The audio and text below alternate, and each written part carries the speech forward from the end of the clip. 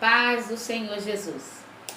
Eu estou aqui hoje para compartilhar com vocês, voluntários do Departamento Infantil, vocês, professores do Departamento Infantil, sobre esse novo tema que nós vamos estar trabalhando com as nossas crianças. Eu sempre gosto de que haja o treinamento dos professores sobre o tema antes da aplicação do tema para as crianças. Mas como hoje a nossa ferramenta, tem sido a internet, eu vou procurar fazer isso hoje através desse vídeo que eu vou estar gravando hoje.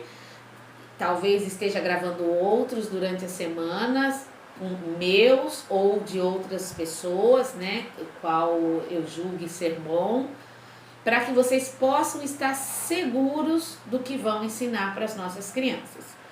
Lembrando que o tema que nós estaremos falando com as crianças será o fruto do Espírito. Então, já começa aí. O fruto de quem?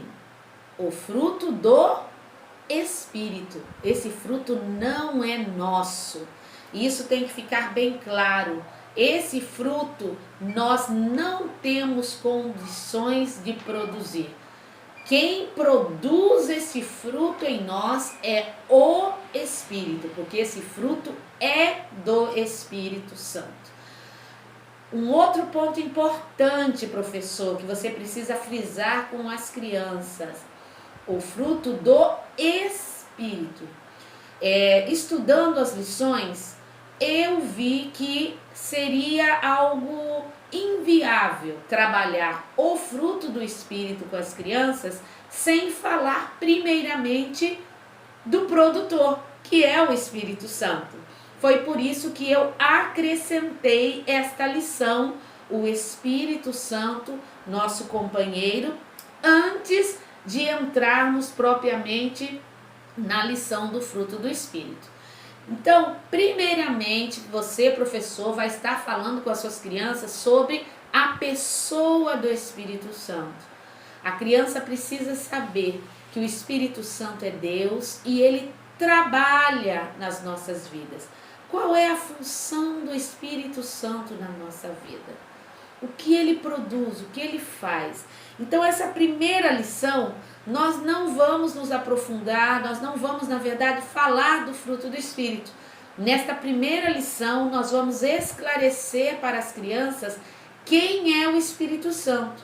Para que, quando entrarmos na lição O Fruto do Espírito, no dia 25, as crianças já vão saber de que Espírito nós estamos falando.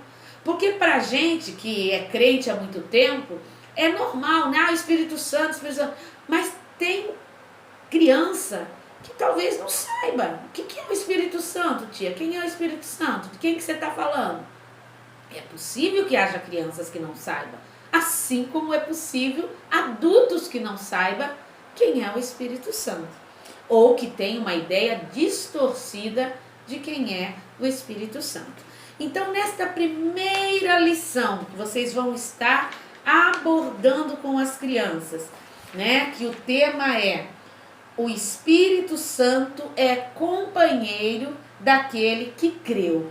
Então, primeira coisa que essa lição trata é que a criança precisa saber que o Espírito Santo habita em todos aqueles que têm Jesus no coração. O Espírito Santo faz morada naquele que tem Jesus no coração. Quando Jesus subiu ao céu, ele disse, que ele iria para o Pai, mas que ele enviaria o Espírito Santo Consolador, que estaria conosco, que estaria dentro de nós. E aqui eu abro um parênteses para uma explicação para você, professor. Você não precisa falar sobre isso com as crianças, mas você precisa saber disso. No Antigo Testamento, o Espírito Santo, ele não habitava nas pessoas. O Espírito Santo, ele pairava, Então, no Antigo Testamento, nós vemos manifestações do Espírito Santo, porém, ele não habitava nas pessoas. Alguns profetas foram usados, né, pelo Espírito Santo para profetizar. Então eram manifestações específicas, mas o Espírito de Deus não habitava nas pessoas. Com a vinda de Cristo, isso muda e o Espírito Santo passa a habitar dentro de nós, dentro daquele que é filho de Deus. Então, a criança salva precisa saber que ela tem o Espírito Santo habitando dentro dela. Ela precisa saber também que o Espírito Santo é amigo e companheiro dos filhos de Deus. Então, ela não precisa mais se sentir sozinha. Jesus disse que ele iria para o Pai, mas ele enviaria alguém que ficaria com a gente, que estaria conosco, que nos consolaria. Para que serve um consolador? O consolador serve para nos consolar quando estamos tristes, quando estamos nos sentindo angustiados, sozinhos. O Espírito Santo Consolador. A criança também precisa saber que o Espírito Santo quer fazê-la mais parecida com Cristo. Então, o Espírito Santo é aquele que nos convence quando estamos errados. Sabe, criança, você já aconteceu com você de você fazer algo errado e algo fica aqui dentro do teu coração, aqui dentro da tua mente te falando que você errou, que você não devia ter feito aquilo? Pois é, se você é filho de Deus, o nome disso é Espírito Santo. É o Espírito Santo falando com você, te convencendo de que o que você fez não foi legal. Porque essa é uma das tarefas do Espírito Santo em nós. O Espírito Santo, como eu falei, ele é Deus. Ele é a terceira pessoa da Trindade. E Deus se manifesta em nós através do Espírito Santo, trazendo esse arrependimento de pecado. Uma outra coisa que o Espírito Santo faz na nossa vida, além de nos convencer dos nossos pecados, é de colocar em nós o desejo de sermos mais parecidos com Jesus. Porque naturalmente a nossa natureza, a nossa carne, ela não quer fazer o que é certo. A nossa carne, ela quer sempre fazer o que é contrário, o que é errado. É a nossa natureza pecaminosa. Mas o Espírito Santo dentro de nós, ele faz com que tenhamos o desejo de agradarmos a Deus. Tenhamos o desejo de fazer o que é certo. Somente o Espírito Santo pode produzir em nós esse desejo. Essa lição também do Espírito Santo vai estar falando sobre a ajuda que ele nos dá quando a gente está com dificuldade de fazer o que é certo. E o Espírito Santo também tem a função de manter aceso dentro de nós a vontade de obedecer a Deus. Sabe assim, quando você não quer mais ficar fazendo as coisas erradas, desobedecendo papai e mamãe, mentindo, fofocando, pegando as coisas dos outros, você não quer mais isso para você? É o Espírito Santo acendendo a chama do teu coração, colocando em você amor por Deus, vontade de ser mais parecido com Jesus. Essa é a função do Espírito Santo. Agora, professor, mais algumas coisas que eu quero compartilhar com você, porque talvez alguma criança pergunte. A Bíblia, ela também fala sobre alguns símbolos do Espírito Santo. Caso alguma criança fale sobre isso com você, é importante que você esclareça para ela que o Espírito Santo não é aquele símbolo. O Espírito Santo, ele é muitas vezes comparado àquele símbolo, mas ele não é aquele símbolo. É como quando alguém diz para você: nossa, você se parece com a tua mãe. É verdade, talvez você se pareça com a tua mãe, mas você não é a tua mãe. É apenas parecido, é um símbolo, parecido por causa de alguma coisa. Então, exemplo, na Bíblia encontramos o Espírito Santo comparado a uma pomba. Por que o Espírito Santo é comparado a uma pomba? Porque no Antigo Testamento, a pomba era considerada um animal limpo, sem impureza, sem sujeira, sem contaminação. Então, por causa disso, o Espírito Santo também é comparado como uma pomba. O Espírito Santo também é comparado com fogo. Por que com fogo? Porque o fogo é aquele que queima as impurezas, aquele também que traz luz na escuridão. Então, o Espírito Santo é comparado com fogo. O Espírito Santo também é comparado com água. Por que será que o Espírito Santo é comparado com água? Porque traz refrigério, porque é algo que não podemos viver sem. O Espírito, a gente pode até viver sem se alimentar, não é verdade? Mas não podemos viver sem água. Pois é, assim é o Espírito Santo na nossa vida. Precisamos dele para viver, precisamos dele para estarmos mais parecidos com Cristo. O Espírito Santo também é comparado com o azeite, com o óleo, da unção. No Antigo Testamento, o óleo, o azeite, eles eram usados para curarem muitas vezes feridas, Era usado como remédio. Assim é o Espírito Santo da nossa vida. Ele é o remédio para a nossa alma. Ele traz cura para a nossa vida, para as nossas emoções. Então, isso eu estou falando para você, professor, porque é possível, principalmente os de 9 a 11 fazem tantas perguntas. É possível porque eles perguntem: tia, mas por que o Espírito Santo é uma pomba? Não, o Espírito Santo não é uma pomba, ele é comparado a... por causa das características da pomba. E isso lá no Antigo Testamento. No Novo Testamento, a gente vê no batismo de Jesus, quando a Bíblia diz que Jesus foi batizado e uma pomba veio e se assentou sobre os seus ombros, simbolizando ali a presença da Trindade.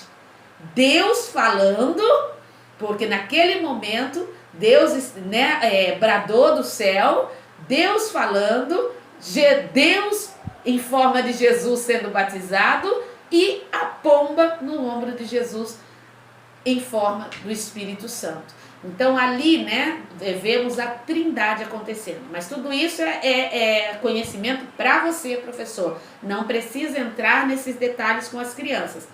É importante que elas saibam, sim, que o Espírito Santo é Deus, ele faz parte da Trindade. Deus é um só, com 3 características distintas, que trabalham em nossas vidas de formas distintas. Jesus, o nosso Salvador, e o Espírito Santo, Deus o Criador, Jesus, o nosso Salvador, e o Espírito Santo que trabalha em nós, trazendo convencimento de pecado e nos fazendo ser mais parecidos com Cristo.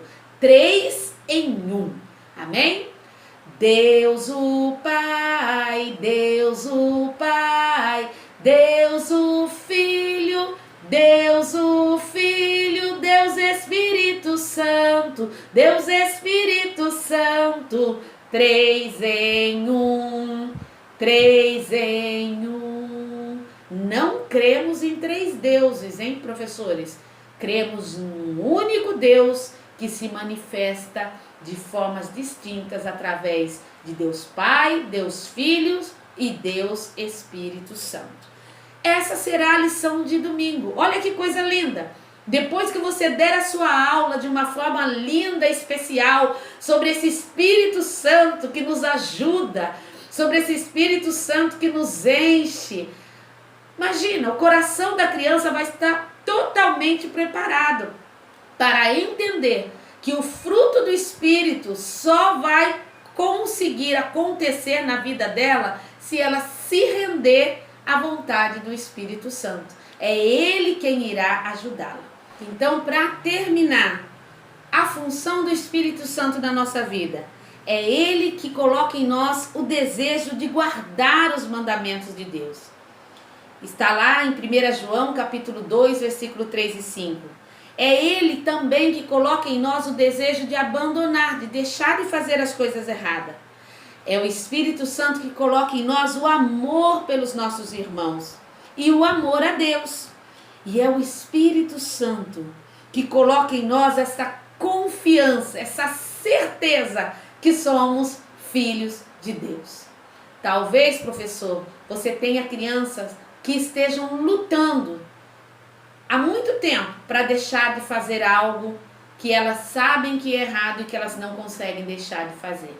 É importante que essa criança saiba que sozinha ela não vai conseguir deixar de pecar. Só existe uma forma, só existe uma maneira, se rendendo à vontade do Espírito Santo de Deus.